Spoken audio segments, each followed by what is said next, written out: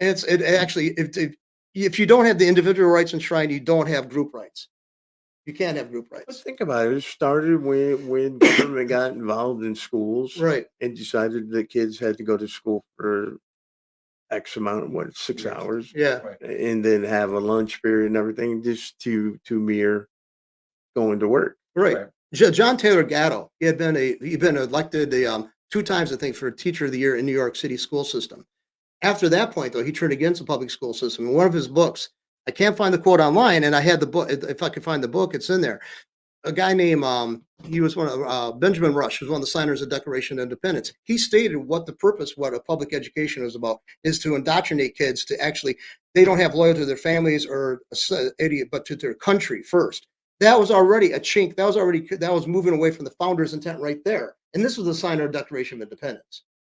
Okay, that this says this, and basically the purpose of education is indoctrination. Right. All education is indoctrination initially. All of it. I don't care if you go to private schools, public schools. Right. The kids don't have the way to analyze You get taught. anything. You Right. get taught. Well, you got to remember the Constitution was written by aristocrats. Right. They're aristocrats. They thought they were upper class and the teetotalers and the pinky, and Yep. they were better than the common man. But yet they have put in place things that could actually bring challenges to that. So that's a unique thing about these aristocrats that we had. They knew what the aristocracy could degenerate to because they experienced it. Right. Plus, they studied.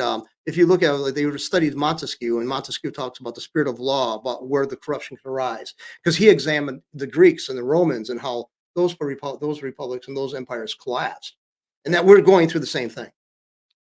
We're going through so much parallel.